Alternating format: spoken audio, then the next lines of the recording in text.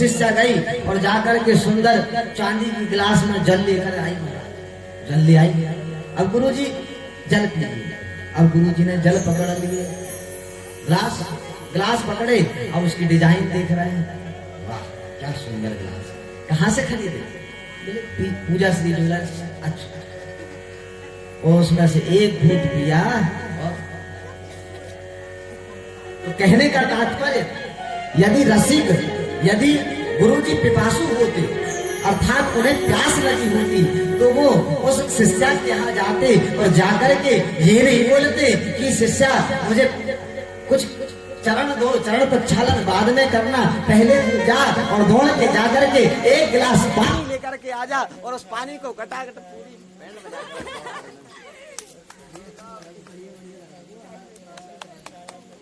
गुरु मतलब माहौल के बिगाड़ के रख दिए थे, इतना बढ़िया फ्लो में आज पूरे फ्लो बिगाड़ के रख दिए।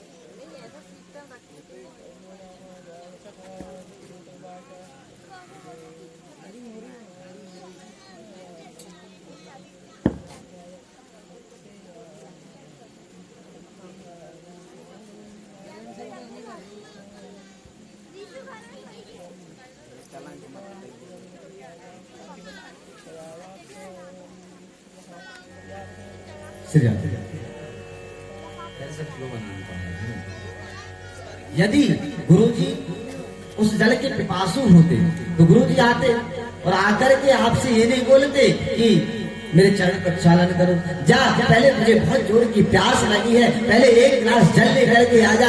अब जल पीते, उसके बाद में भले पूछते कि काहे का जल था, कैसा जल था, कुआं का था क्या, आरओ का था क्या, नॉर्मल जल था क्या, ठंडा था क्या, गर्म था।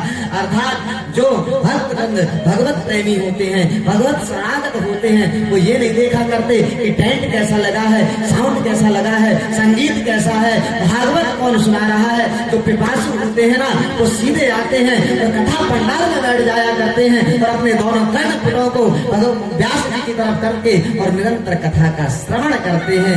उसके बाद फिर देखते हैं कथा श्रवण करने के बाद कि ये कमी थी, वो बात एक अलग है। लेकिन इसीलिए व्यास जी महाराज ने केवल 2 ही व्यक्तियों को बुलाया, मुहुरहो रसिका भूमि भावुका।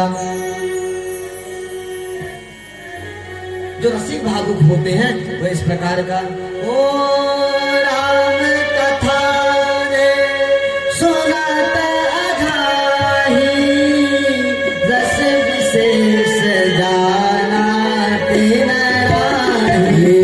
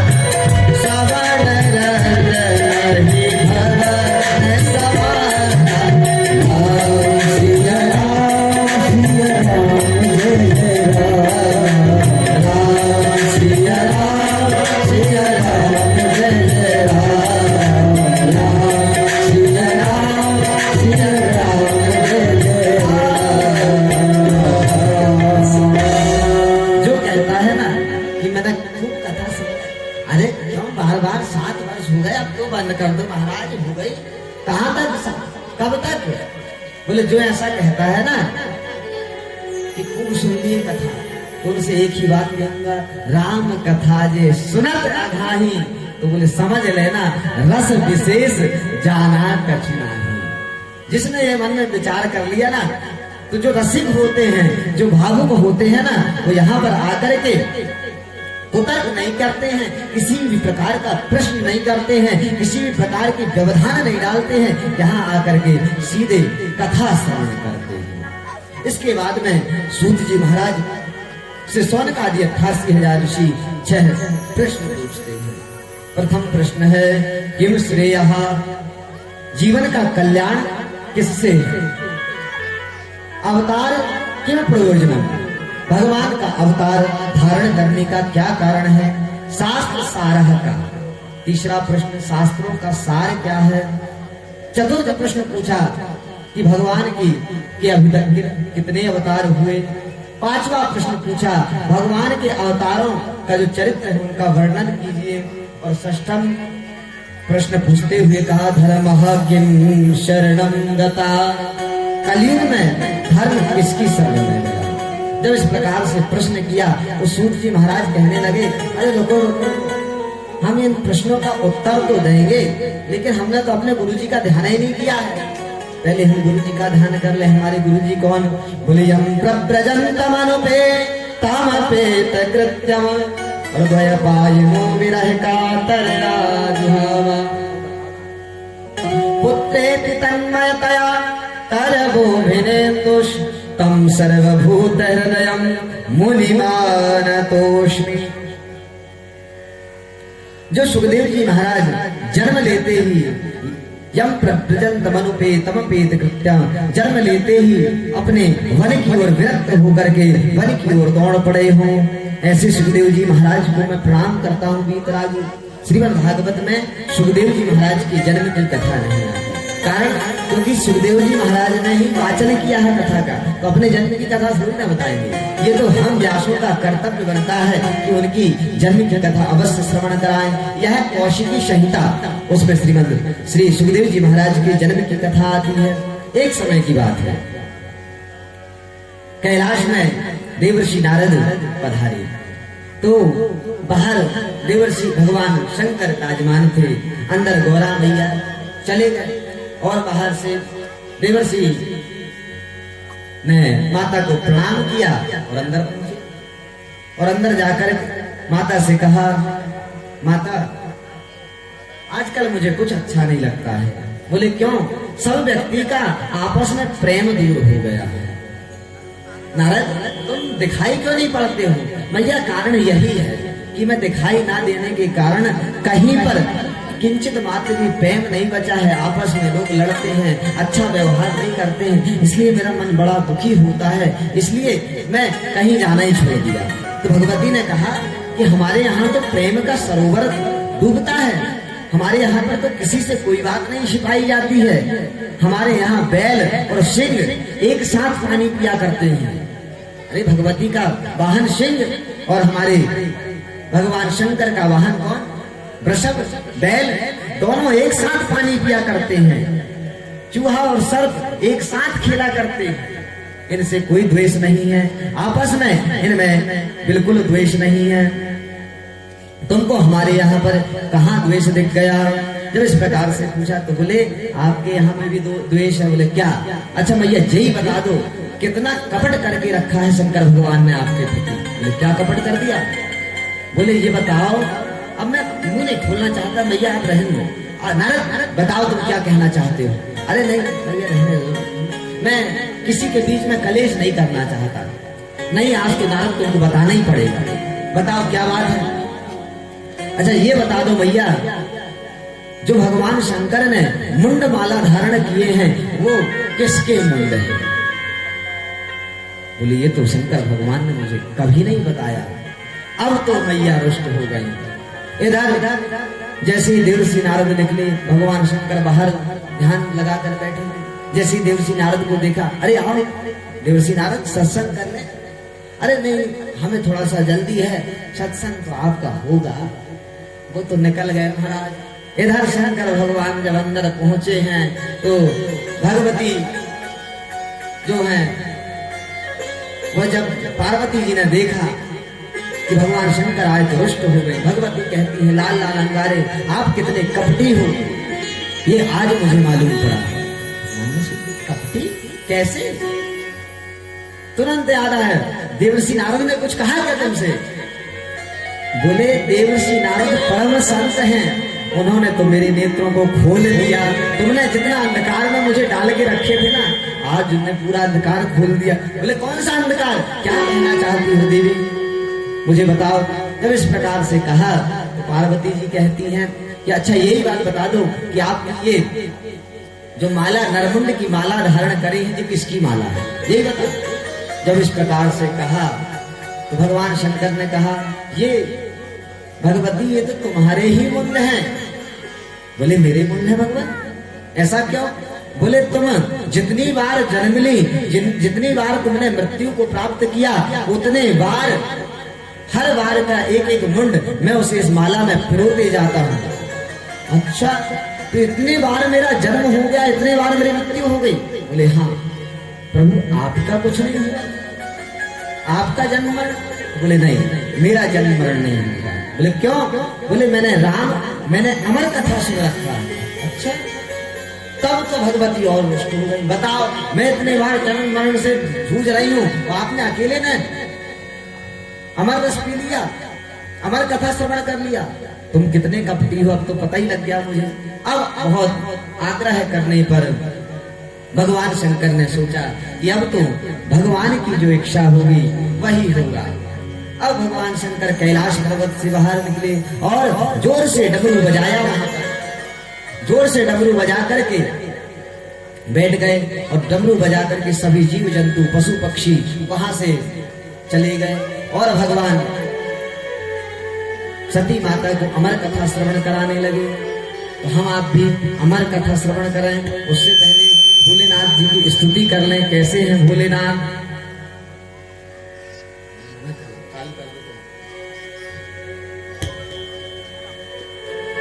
ओ निराली तेरी शान है, निराली तेरी शान है, निराली तेरी शान है, निराली तेरी शान है मेरे भोले बाबा, निराली तेरी शान है मेरे भोले बाबा, निराली तेरी शान है मेरे भोले बाबा, निराली तेरी शान है मेरे भोले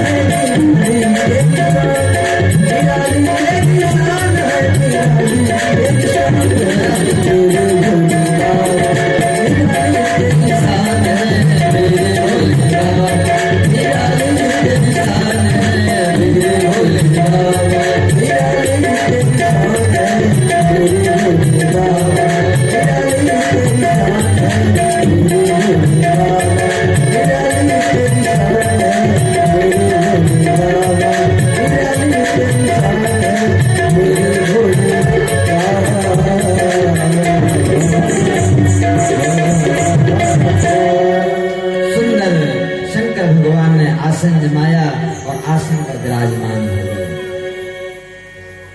पार्वती जी से कहा, भगवती देवी, मैं कथा श्रवण कराते समय जब भी मैं कथा सुनाता हूँ तो मैं नेत्र बंद करके सुनाता हूँ, तो मुझे पता लगे कि आप कथा श्रवण कर रही हो, इसलिए बीच बीच में हुक्का देते रहना, हूँ करते रहना, तो मुझे आभास होते रहेगा कि आप कथा श्रवण कर रहे हैं।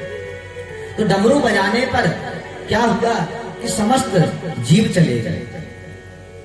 जब समस्त जीव चले गए, किंतु वहां पर एक सुख शावक का छोटा सा अंडा पड़ा हुआ था, वह भी, उसमें भी आधे प्राण थे, जीवित होने की संभावना नहीं, केवल वो नहीं जा पाया था। इधर राम अमर कथा श्रवण कराना प्रारंभ किया। भगवती हूं करने लगी, धीरे धीरे समय व्यतीत होता गया। तो राम अमर कथा के प्रभाव से वह जो सुख शावक था वह आरोग्य हो गया और उस चूजे से चू करके निकल गया और आकर के बैठ करके वह भी अमर कथा श्रवण करने लगा।